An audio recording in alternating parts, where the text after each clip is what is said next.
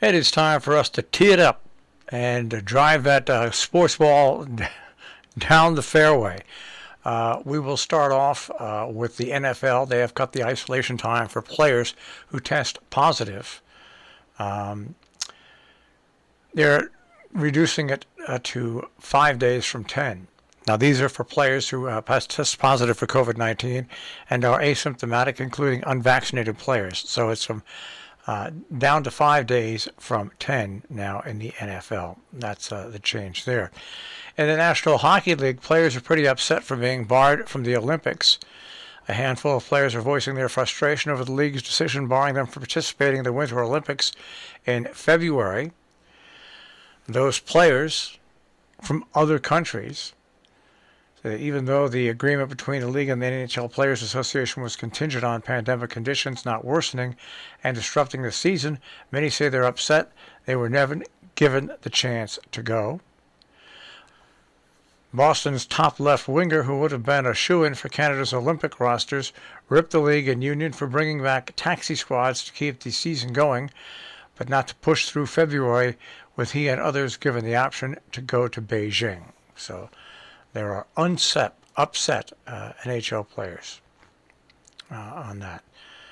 And there's a great story that has been posted about John Madden, and it is a classic story. We all know John Madden did not like to fly. One of the reasons he left the coaching ranks, to be quite frankly. And his legendary cruiser became an icon of cross-country travel. He was very opposed to flying in a plane. He had lost people close to him in a tragic Cal Poly football team plane crash. So to counter his fears, Madden traveled around the country in a giant coach bus. The custom bus came to fruition in the 1980s and had everything in it: a bed, refrigerator, mobile office where Madden studied film. People used to say to me, "It must be great coaching and traveling and seeing all the things you do," Madden said in an interview in Sports Illustrated back in 1990. Quote, "Well, I'd get on the airplane and I'd get off the airplane, get on a bus and go to the hotel, then the stadium, then the airplane again. I thought it traveled all over, but I hadn't seen anything. You've got to be on the ground to see things." He, of course, was a broadcaster for CBS and then Fox, ABC, NBC, from his career, which went from 1979 to 2008. Really one of the biggest broadcasters around. Pat McAfee said, "My over-under on it was an hour on that bus. His wife, Virginia Madden, at one point had a pilot's license and he wouldn't get on a plane." That's Al Michaels.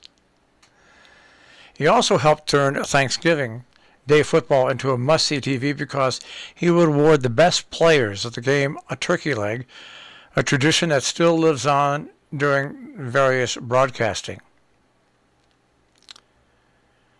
He was just an amazing guy, and we're sorry to see him go. You'll be able to see his documentary. It'll be streaming very soon on many, many different networks. Well, head coach Brian Kelly of LSU has made his major hire, defensive coordinator Matt House of the Kansas City Chiefs. So that's his first major hire of the football season. Let's take a look and see if there was local action in the NBA yesterday. I'm not sure that there was. Yes, the Clippers defeated the Celtics 91-82 yesterday. Coming up today, the 76ers and the Nets will meet. Tomorrow, taking a look down the schedule here, the Knicks take on the Thunder. And let me just make sure that the Knicks didn't play yesterday. I'm almost positive. Well, they did. No, that was yesterday.